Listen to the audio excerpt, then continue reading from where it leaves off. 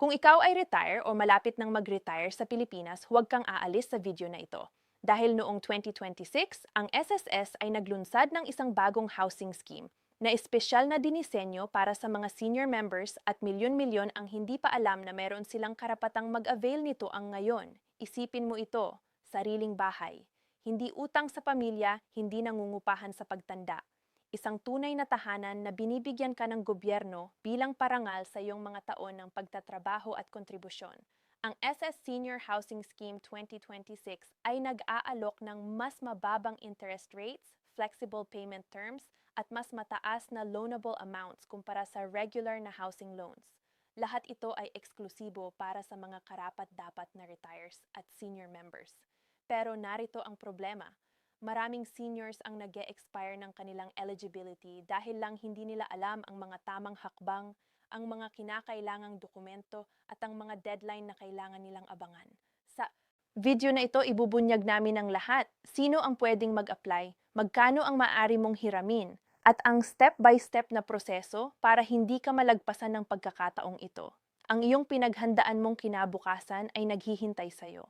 I-like ang video na ito ngayon para mas maraming kapwa seniors ang makaabot sa impormasyong ito. Baka ikaw mismo ang makatulong sa isang mahal mo sa buhay o hindi ka nagkakamali. Narinig mo yun ng tama. Ang SS, ang Social Security System ng Pilipinas, ay mayroon ng espesyal na housing program para sa mga senior members at retires ngayong 2026.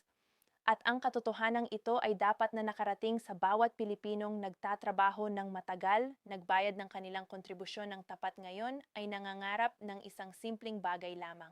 Isang lugar na matatawag na sariling tahanan.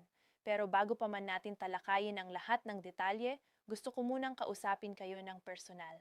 Kung ikaw ay isang retire o kung meron kang magulang, lolo, lola, tito o tita na miyembro ng SSS, ang video na ito ay para sa inyo. Dahil ang impormasyon na ito ay hindi lang tungkol sa pera o sa mga numero. Ito ay tungkol sa dignidad. Ito ay tungkol sa katotohanan na ang bawat Pilipinong naglingkod sa bansa sa pamamagitan ng kanilang trabaho ay may karapatang mabuhay ng maayos sa kanilang katandaan. Ang katotohanan tungkol sa housing problem ng mga senior sa Pilipinas, tingnan natin ang sitwasyon ngayon.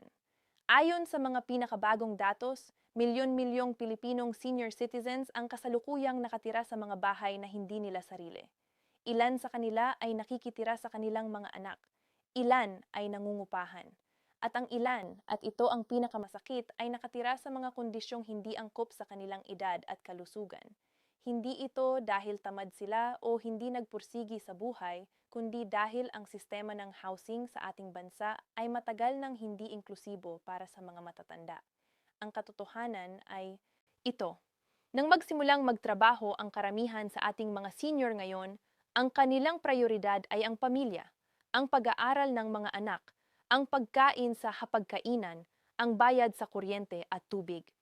Ang pagbili ng sariling bahay ay isang pangarap na palaging iniiwan sa mamaya na.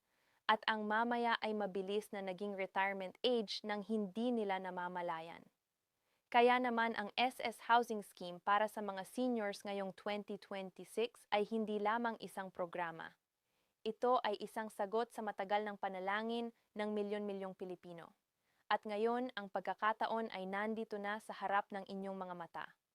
Hayaan ninyong ipaliwanag ko ito sa pinakasimpleng paraan. Ang SSS Senior Housing Scheme ay isang espesyal na loan program na dinisenyo para sa mga retires at senior SSS members na nagnanais na bumili, magtayo o magpagawa ng kanilang sariling bahay.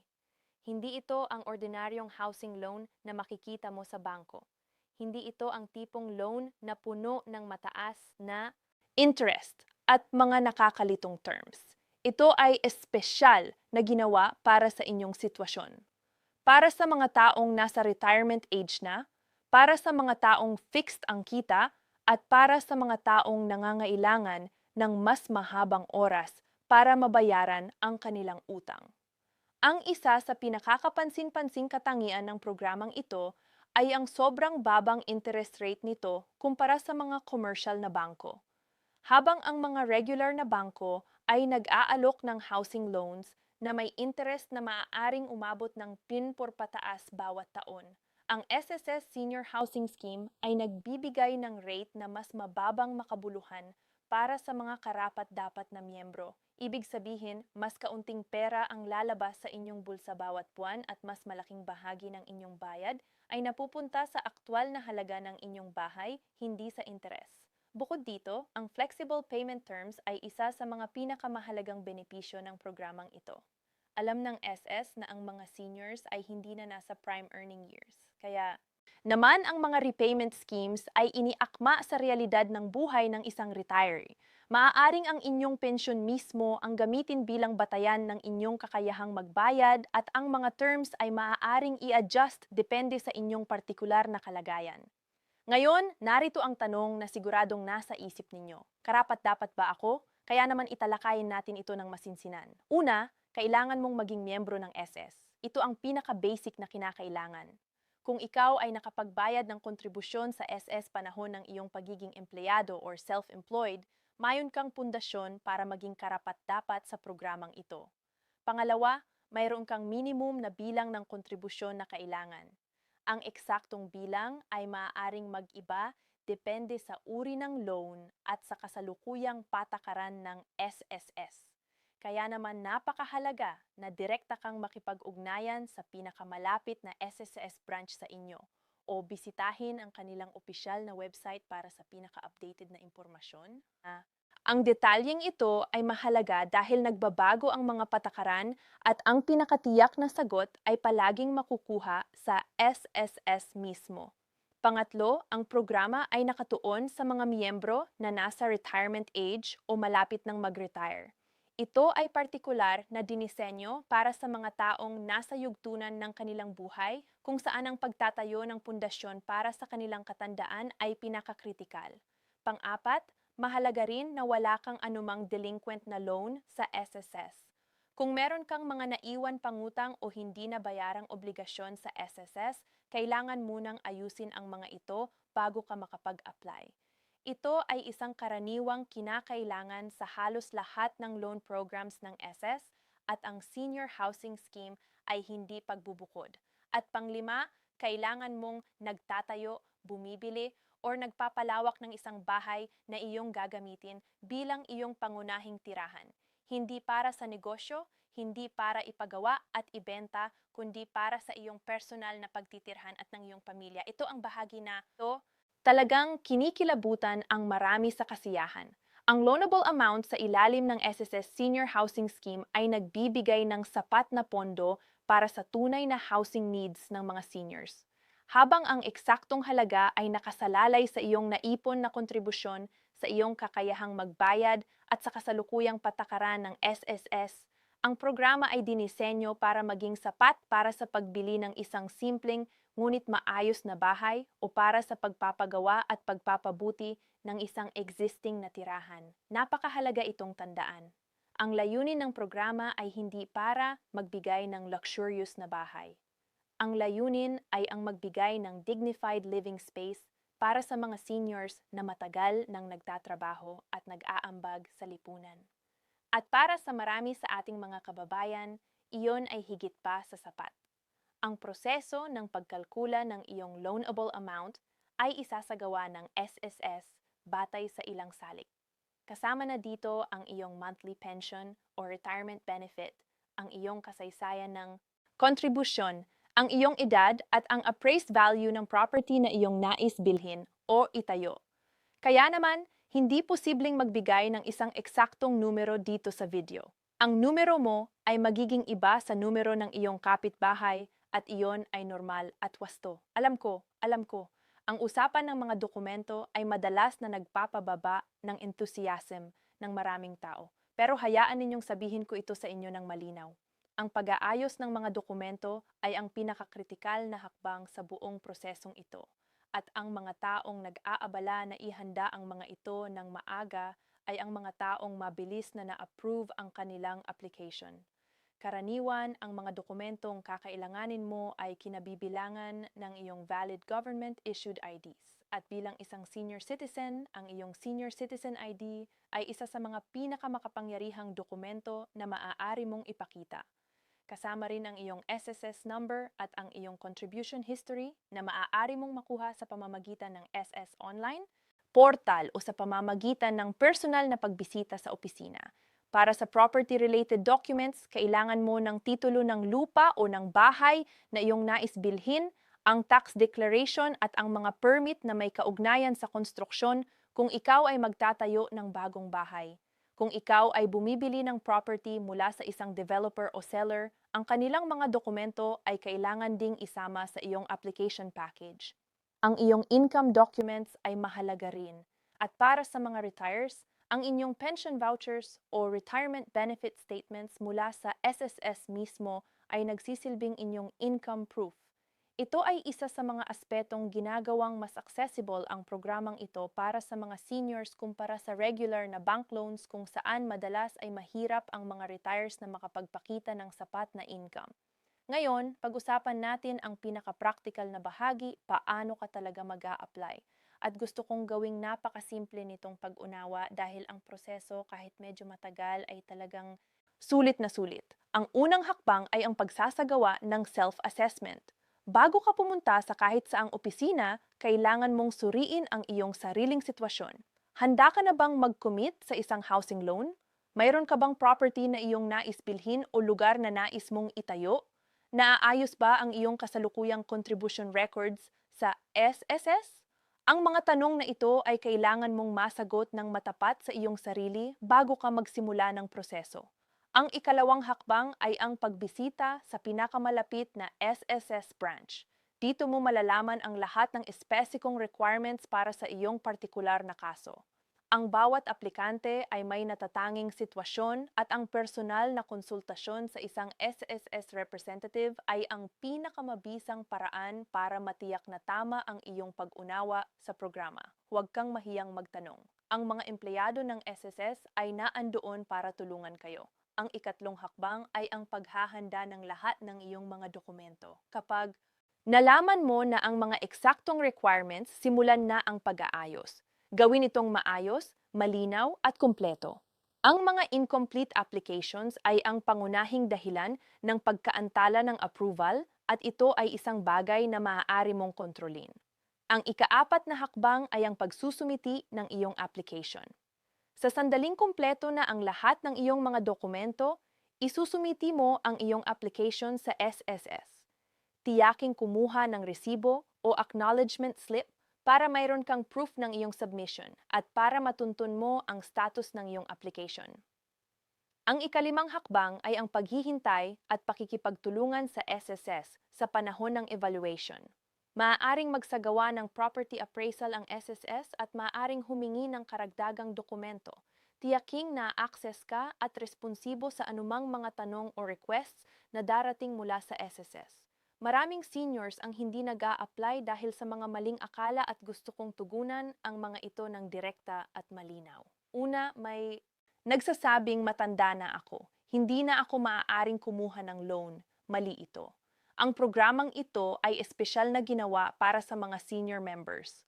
Ang katotohanan ay ang SSS ay kinikilala ang inyong edad at ang inyong sitwasyon bilang isang retiree at ang programa ay iniyakma para sa inyo, hindi para hadlangan kayo. Pangalawa, marami ang natatakot na ang kanilang pensyon ay hindi magiging sapat para maging basis ng loan.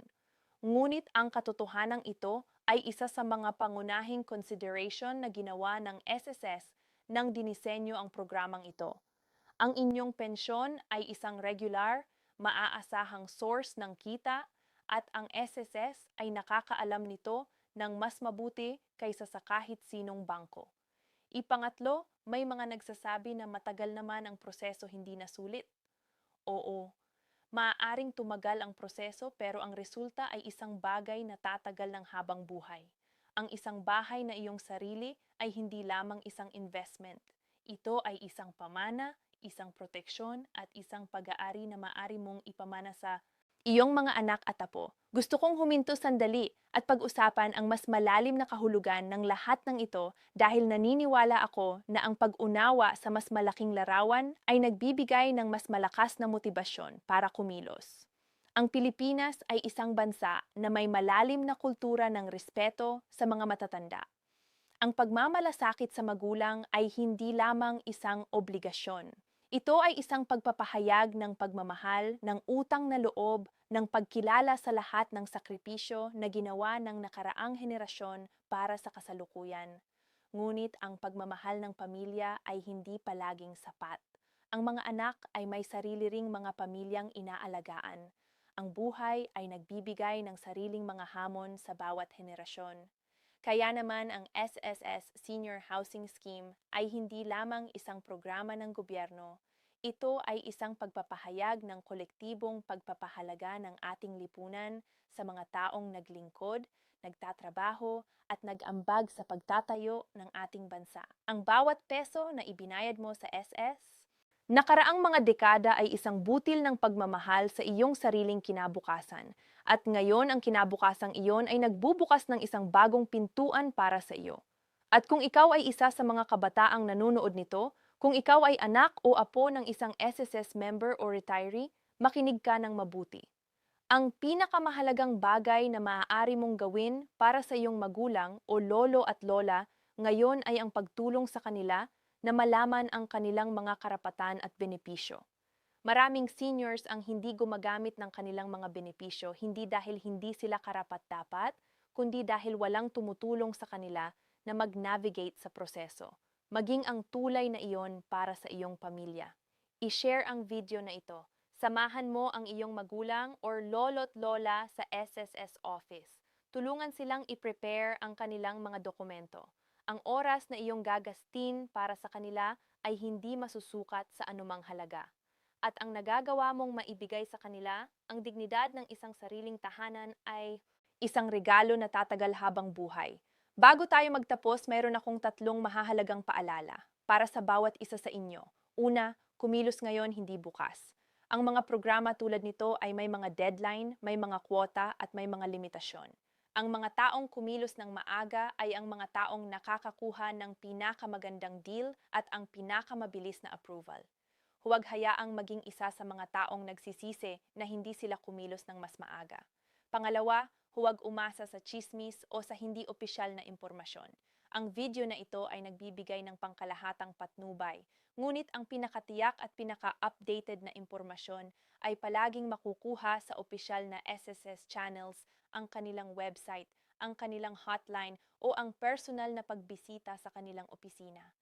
Ang bawat sitwasyon ay natatangi at ang pinakamahalagang hakbang ay ang direktang makipag-usap sa SS. Pangatlo, ipamahagi ang kaalaman na ito. Hindi lahat ay nanonood ng ganitong klase ng video, hindi lahat ay may access sa ganitong impormasyon. Ngunit sa pamamagitan ng pag-share ng video na ito sa iyong mga kaibigan, sa iyong pamilya, sa inyong grupo sa social media, maaari kang maging instrumento ng pagbabago sa buhay ng isang kapwa Pilipino. Ang isang simpleng share ay maaaring magbigay ng isang senior citizen ng kaalaman na kailangan niya para matupad ang kanyang pangarap na magkaroon ng sariling tahanan. Ang buhay ay maikli. Ang pagkakataon ay hindi palaging bumabalik at ang mga karapatan na iyong pinagsikapan ay naghihintay na matupad. Ang SSS Senior Housing Scheme 2026 ay nandito. Ang kaalaman ay nandito na. Ang susunod na hakbang ay nasa inyo na. Salamat sa inyong oras sa pag-abala sa video na ito. Kung napakinabangan ninyo ang content na ito, huwag kalimutang mag-like, mag-subscribe at i-share sa lahat ng inyong kakilala na maaaring makinabang mula sa impormasyong ito. Hanggang sa susunod na video. Ingatan ninyo ang inyong sarili, ang inyong pamilya at lagi ninyong alalahanin na kayo ay karapat-dapat sa pinakamabuting buhay na inyong napangarap. Yeah!